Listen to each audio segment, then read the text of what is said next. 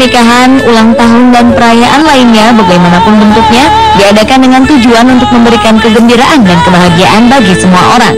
Namun apa jadinya bila pesta perayaan ini harus berujung dengan kesedihan? Tanpa bermaksud mengungkit luka dan kesedihan, berikut kami hadirkan 7 kisah tragis di hari bahagia versi on the spot.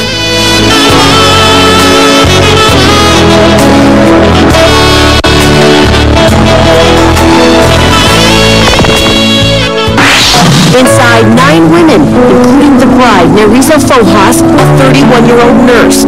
Fohas had recently Tragis, mungkin itulah kata yang tepat untuk menggambarkan kisah pilu yang menimpa pasangan pengantin ini. Seorang pengantin perempuan bernama Nerissa Fohas tewas bersama 4 orang teman lainnya. Mereka tewas dalam peristiwa terbakarnya mobil limousin yang mereka tumpangi Sabtu 4 Mei 2013 lalu.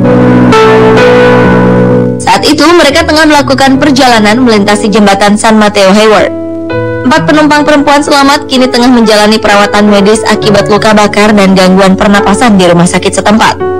Aparat setempat tidak menemukan indikasi terjadinya kecelakaan sebelum limousin ini terbakar. unclear how the fire started. The flames reportedly spread so fast, the rest of the women sitting at the back of the limo had no time to escape, which could have been a problem, according to an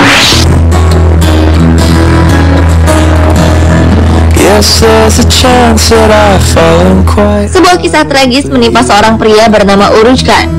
Pria berumur 46 tahun asal Chicago, Amerika Serikat ini baru saja memenangkan undian berhadiah senilai lebih dari 9,7 miliar rupiah Juli 2012 lalu. Namun sayang, kesenangan Uruj tidak berlangsung lama. Selang 1 bulan kemudian, Uruj ditemukan tewas di kamarnya. Pihak berwajib segera melakukan otopsi terhadap jasad Uruj.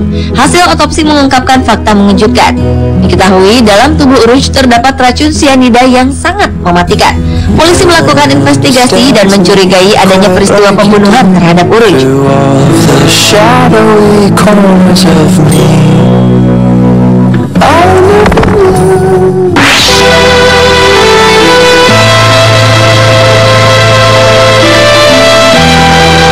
Minggu 12 Mei 2013 mungkin menjadi hari yang ditunggu-tunggu warga New Orleans, Amerika Serikat. Pada hari itu, orang-orang sedang bersiap menghadiri parade besar dalam memperingati Hari Ibu. Namun, tanpa disangka, kegembiraan di hari itu sirna seketika saat beberapa orang bersenjata mengarahkan dan melepaskan tembakan membabi buta ke arah kerumunan orang-orang yang sedang mengikuti parade. Tidak ada korban tewas dalam insiden ini. Dilaporkan sebanyak 19 orang mengalami luka tembak pada perayaan Hari Ibu Internasional ini. Kabar terbaru menyebutkan bahwa polisi telah berhasil mengidentifikasi salah satu pelaku penembakan, yaitu seorang pemuda berumur 19 tahun yang tinggal di New Orleans.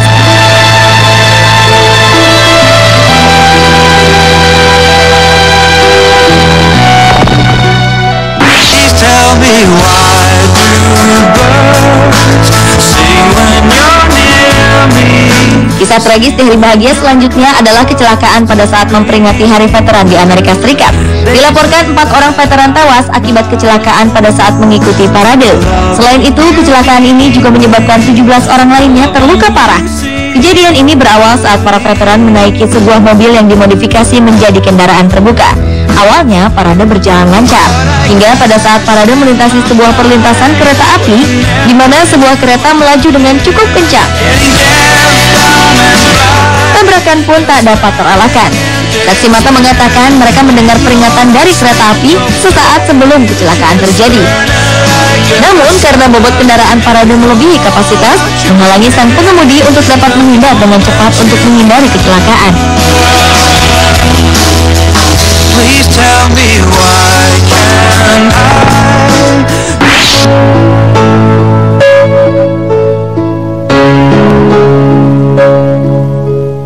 Sebuah bom meledak saat maraton Boston 2013 berlangsung. Ledakan ini menewaskan 3 orang dan melukai ratusan orang lainnya. Ledakan ini terjadi pukul 14.50 waktu setempat, 3 jam setelah pemenang melintasi garis finish. Ambulans segera dikerahkan ke lokasi untuk menolong para korban. Para pelari yang tersisa kemudian diarahkan menjauh dari lokasi kejadian. Atmosfer perayaan pun berubah menjadi ketakutan. Polisi menetapkan 2 bersaudara Zohar dan Tamerlan Sarnaev sebagai pelaku pengeboman ini. Maraton Boston tahun ini diikuti oleh 23.000 pelari dan disaksikan ratusan ribu penonton. There's just too much that time cannot erase.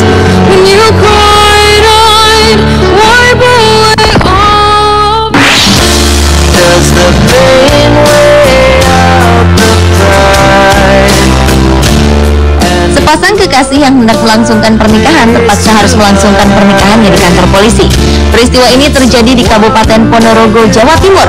Saat itu, beberapa jam menjelang pernikahan, sang calon pengantin pria mengemudikan kendaraannya di jalanan. Sial baginya, kendaraan yang dikemudikannya melaju tak terkendali dan menabrak seorang pengendara motor lainnya hingga tewas. Sang calon pengantin pun harus mendekam dalam tahanan polisi di Mapolres Ponorogo pada Jumat 5 April 2013 lalu. Undangan terlanjur disebar. Pihak keluarga memutuskan untuk tetap melangsungkan pernikahan keduanya di Mapolres Ponorogo, meskipun saat itu sang calon pengantin pria tidak diperkenankan meninggalkan tahanan. Sesaat setelah melangsungkan pernikahan, kedua pengantin ini harus berpisah karena sang pengantin pria harus kembali masuk ke ruang tahanan. Suasana pernikahan dalam keharuan ini mungkin menjadi momen yang tidak akan pernah dilupakan oleh kedua pengantin. And you lost a sense of control. And you thought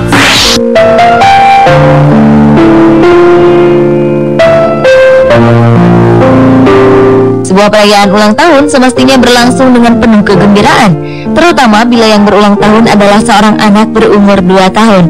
Namun tidak demikian dengan kejadian yang dialami oleh sebuah keluarga di Connecticut, Amerika Serikat ini. Seorang bocah bernama Alton Perry baru saja akan merayakan pesta ulang tahun kedua di sebuah tempat dekat rumahnya. Tragedi dimulai ketika sang nenek bernama Deborah Dennison menculik Alton dan adiknya yang baru berumur 6 bulan dari tempat itu. Sebuah hal mengejutkan terjadi. Alton bersama sang adik serta neneknya ditemukan tewas di dalam sebuah mobil yang dikemudikan sang nenek. Rupanya sang nenek yang menderita kelainan jiwa atau yang dikenal dengan istilah bipolar disorder ini sengaja menembak kedua cucunya dan kemudian melakukan aksi bunuh diri.